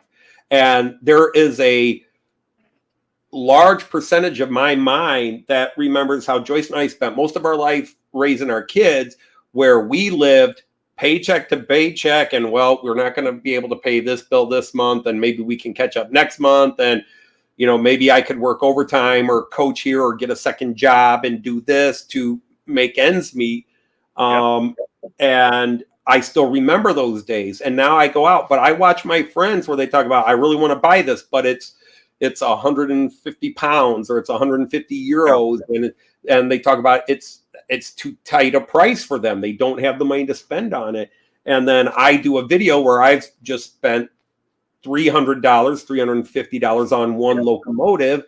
And I do feel maybe I shouldn't put this up, but I do want to, you know, I'm like a kid with, hey, everybody, check out the newest toy. But I'm always worried that other people are on the other side of the screen going, you fucking bastard, you're lucky you get all this stuff. You can't. But take care, Monsville. You're taking off too? All right. Thank you, Monsville. I mean, it's hard not to do that, Anthony. I mean, I'm kind of bad about doing that myself, and I think we all have those moments. But when I was at the club display yesterday, there was a family with a bunch of little kids stopped in and saw the trains running around, and I was basically explaining to them, okay, this is at the time we had the outside loop run on DCC and the inside loop run on DC. So I was explaining to them what it did, what the DCC system did. I said, but because this family had young kids. I mean, they were maybe 5 years old at the oldest.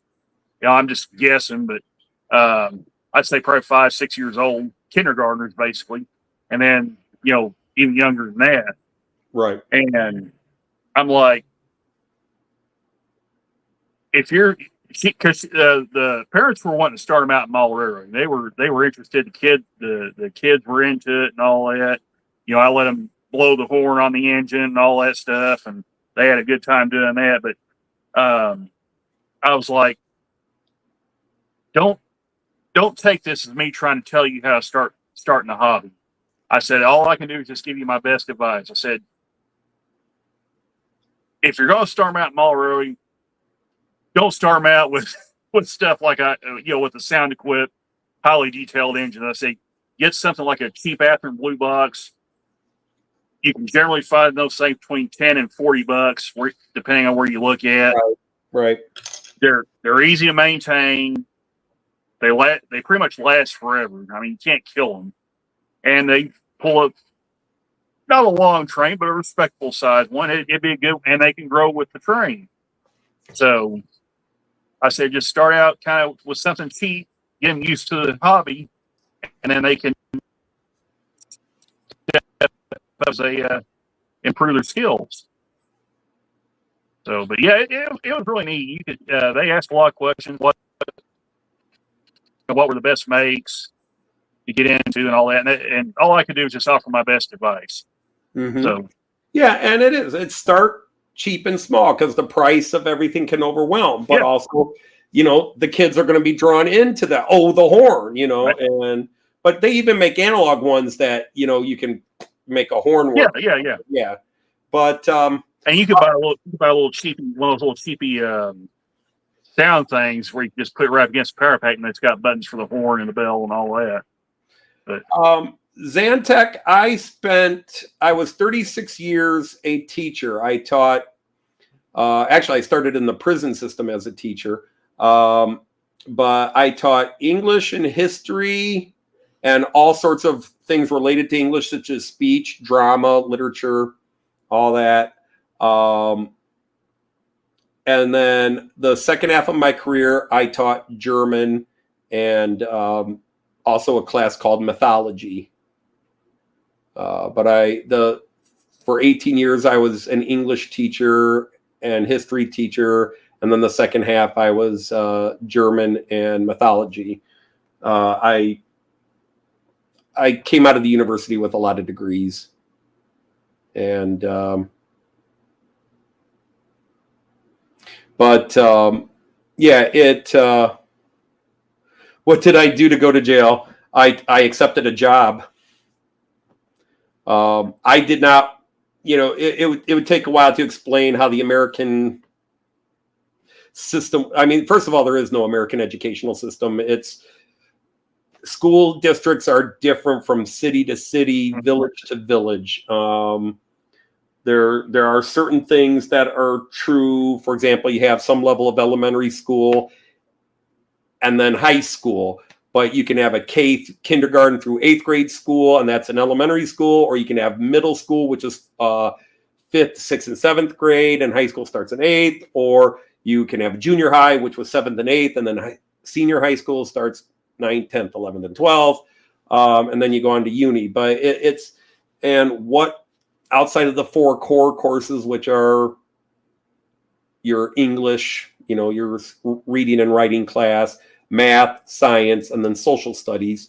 And then you fill up everything with electives. But it's different from place to place. But in most places, at least when I started teaching, there's a teacher shortage now. So some teachers can step in. But most teachers, you came out of college with your degree, you had to work as a substitute teacher. And what that was is you sat at home and waited for a local school district to call you and say, we need somebody at this school to teach this subject. Will you do it? And you always said yes, because if you said no, you went to the bottom of the call list. And you worked your way up until a position, and you might work as a substitute 2, 3, 4 years. And that meant you didn't have insurance. You weren't accruing seniority. You weren't accruing retirement. And I didn't want to do that. And so I went into a field where I got hired from day one. I even got hired before I graduated university. They hired me, the State Department of Corrections hired me to teach English at a prison. And I had to do several months training where I had to take courses in prison psychology, prison management, all kinds of psychology classes, as well as even we had to take self-defense classes. And we also had to take legal classes and understand the laws that affected us with dealing with inmates, because our inmates were people that were convicted of adult crimes, but were under the age of 18 when they committed those crimes. And so they were sent into a separate prison because you didn't send 16 and 17-year-old boys into the main prison. So they had separate prisons for these dudes. And you had to do a whole bunch of stuff. All right. Good night, Andy. Hopefully I'll see you in the morning. See you, Andy. And but yeah, it was a crazy job, but it got me started. So after a year of doing that job, I got written up for excessive use of force when I defended myself against an inmate, and I got pissed off for getting written up for it because, goddamn, they'd put my partner in a math teacher across the hall from me. They'd put him in the hospital for 3 months, and I wasn't going to let that happen to me. And but so when a student when an inmate, a student attacked me, I defended myself, and it's not my fault the son of a bitch got back up and came at me again. And so I got written up for it, and I started looking for jobs elsewhere, and but because I had a year's experience now, I jumped ahead of all the substitutes waiting to get a position because I already had a year's experience, so I was ahead of them. I had a full year's full-time teaching, and so when I applied for a job at a local school district here in Toledo, they looked at me and said, "What's your experience?" And I showed them my resume, and they said, "Oh, you're in."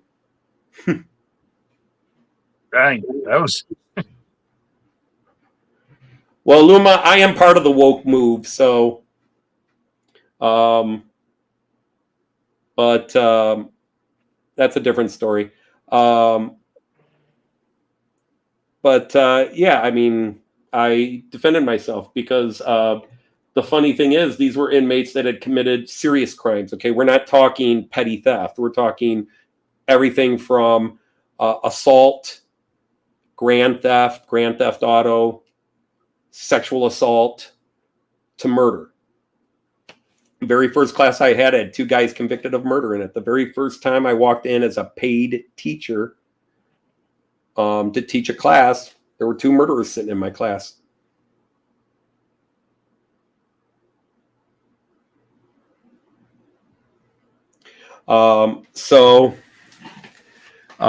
Yeah, it just was.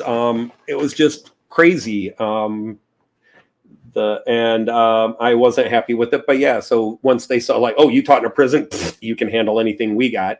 And so yeah, I never worked as a substitute. And so I got 36 years in. When I was hired in as a teacher, it was 30 years and then retire. And then they upped it to 35. And then I stayed an additional year to sweeten my retirement package. And yeah, I mean, again, the write-up wasn't that serious a deal, but I just did not like the way I was browbeat. That defending myself was one thing, but I clearly had controlled the situation. I didn't need to do the additional. And so he got up and was coming at me again. It involved 2 very solid kicks to the balls.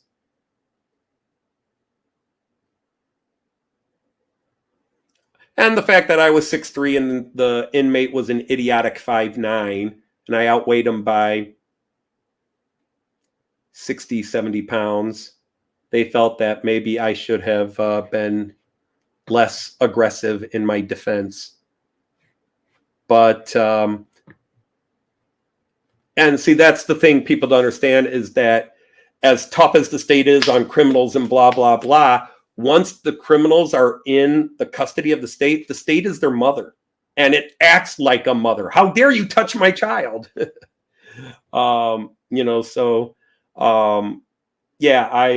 it was a little black mark in my book, but I was just angry about it because I don't know what that kid's going to do. And I've got what happened to my neighbor in the room 2 months earlier. And I just was like, I don't need to put up with this, and the pay was crap. It was very low pay. But again, I was doing it because the thrill of the job, and I loved the job. Don't get me wrong. I loved the job. The pay was crap, and I had a bad incident there, but I was teaching. I wasn't substituting. Plus, because it's in an inmate situation, it's a prison situation, your roster is changing weekly. This kid's released and this kid's just been assigned in. It's not a fluid school year. They just throw the kids in and you try to catch them up with what you're working on. So your lessons had to be very short and very direct. But it also allowed me, standard teaching methods didn't necessarily work in these situations. So it allowed me to be very creative and very off the wall with my teaching style, which framed my teaching style, which made me a very successful teacher for 36 years, because I quickly developed a very off the wall way of teaching and figuring out a way to take what I wanted to teach and presenting it to a group of students who didn't necessarily want to learn what I was trying to teach, but I could trick them into learning it and have fun and, do a routine. And I spent 36 years being a stand-up comedian that when my kids took standardized tests, like when I was an English teacher, my students, although I often taught the middle or low levels, because when I was a young teacher, you got the people with seniority took the better classes and gave the new teacher in the department the trouble classes.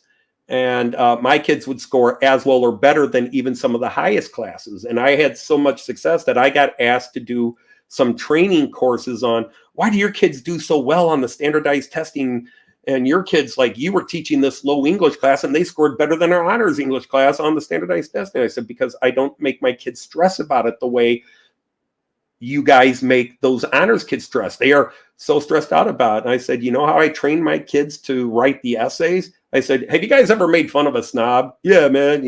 How they talk. Oh, yes, they talk all so fancy, Mr. Dodge. I said, write your essays like that. Write your essays the way. And that was the only advice I gave my students on writing essays, other than, we talk about that if you make a claim, have some proof.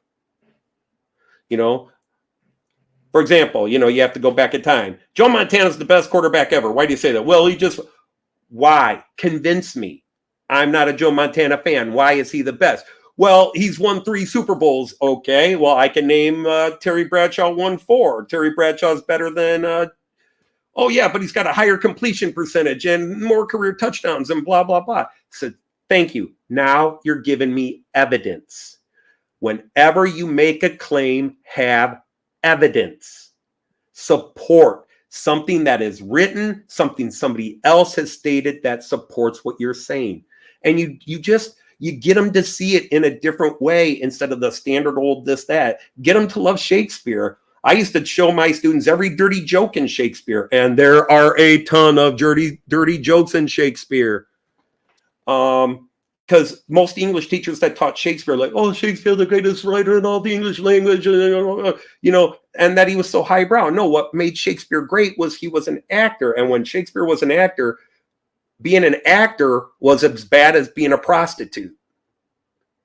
And Shakespeare's father had a upper middle management job. He was what we would call today a sheriff in his town. And that entitled Shakespeare to get a little bit of education. But at 18, Shakespeare marries a woman 10 years older than him and runs off and becomes an actor. That's not somebody who grew up all proper. This is a guy that hung around as an actor, as a wannabe actor. He hung around with the lowest parts of British society. But through his father, he knew higher levels of British society. And so he quickly saw how certain phrases and certain attitudes were very common, or how phrases had very distinct meanings. For example, in Hamlet, there's this great scene where Hamlet is struggling with the fact that there's a plot to kill him. He can't tell his girlfriend, or she's being, and there's this scene where she's nagging him, Hamlet, just talk to me. If you'd only talk to me, we could get through this. We could do all this, Hamlet. Oh, come on, Hamlet, talk to me. And he finally has had enough of her. And the plan he tells the audience is he wants to make her go away where she'll be safe. In other words, he wants to piss her off and make her go. So there's a line where he says, get thee to a nunnery. Now, the upper class people in the stands are watching that line going, well, that's exactly what we would do. If we were in these troubles, we would send our children or our loved ones to a nunnery, a place where the nuns would protect them. They would be safe there because, you know, our social laws say you have to leave them alone in there. They're in a nunnery, they'd be safe. The problem is that same phrase, nunnery, was street slang for a whorehouse. So Shakespeare, the groundlings, the poorer people in the audience, they hear Hamlet saying, "Get thee to a nunnery." They're like, "Oh man, my man Hamlet just told her to go to a whorehouse to take care of herself because he can't do it no more." You know, they both get the line. They both think it's brilliant for totally different reasons. And that's why Shakespeare was a genius. He recognized the different class levels and the way he could do his lines and make both sides happy, because before Shakespeare and even after Shakespeare, some writers wrote for the upper class. John Donne, one of my favorite writers, and others wrote for just the groundling people. Shakespeare found a way to make everybody walk into his plays and come out and go, "Oh man." And that's why I hate it when people go, "Oh, Shakespeare didn't really write them. Some famous other guy wrote," but no. There was a Shakespeare. He wrote those plays, and definitely there's some evidence that some of his guys, actors that he had at different times, probably helped him rewrite some scenes. But yeah, that's the brilliance of Shakespeare.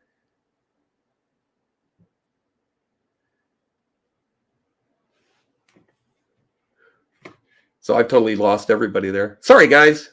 Oh no, you're fine. But yeah, that was the thing. But that was my and then somebody found out I had a German degree, and they said, "Hey, would you be willing to teach them German? Because the guy is a French and German teacher, and he's sick of teaching the German side." And I said, "Sure." They said, "Okay, we'll give you a half a day of English and half a day of German." And so I started teaching German. And then 2 years after that, they said, "Hey, we got a full-time German position at this school starting next year. Do you want it?" Well, it happened to be the school across the street from my house. And my oldest child was going to be starting school there that year. Wow. Walk to work and teach my kids. I said, hell yeah. And that same year, we got some visitors from a city in Germany, and they toured me, and they caught me teaching level 4. I was teaching an obscure German writer named Wolfgang Borchardt.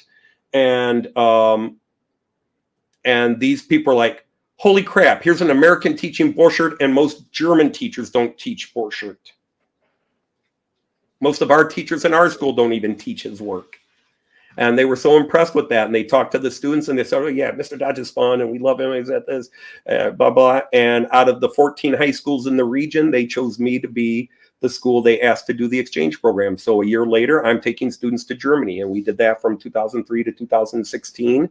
And then because they changed our school district and borders and lines a bit, my school population changed, and I had fewer kids taking German and fewer kids to do the exchange program. So we had to end it.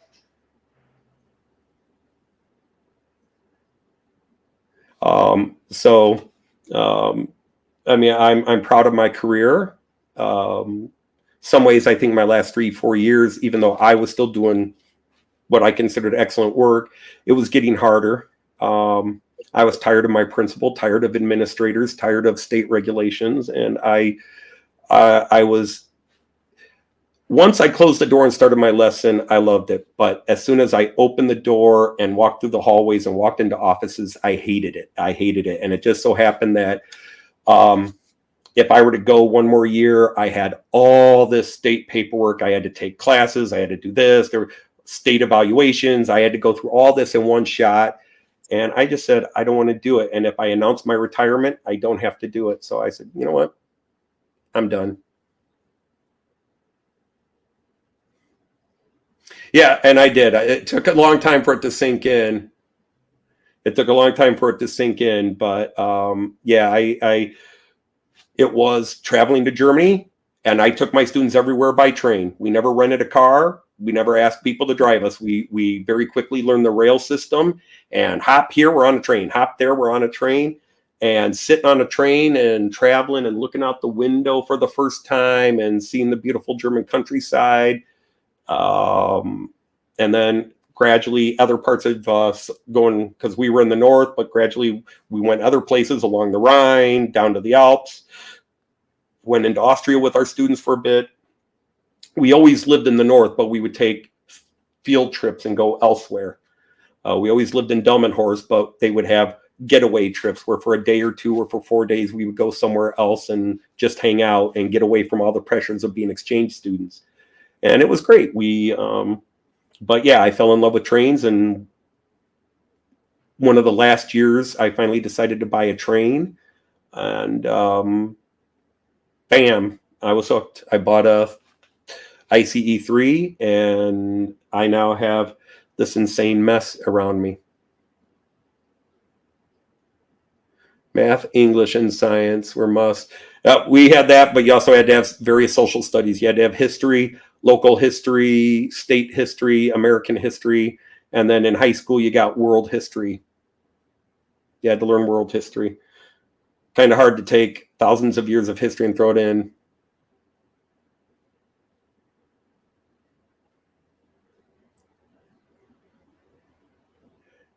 That's true, but you know what? If it was a long journey, there was usually somebody awake, but I always talked to the ticket person and said, if you happen to see me asleep within the time frame of where we're going to need to get off, please wake me up, just in case I fell asleep. But I always woke up in plenty of time to get, okay, we're here.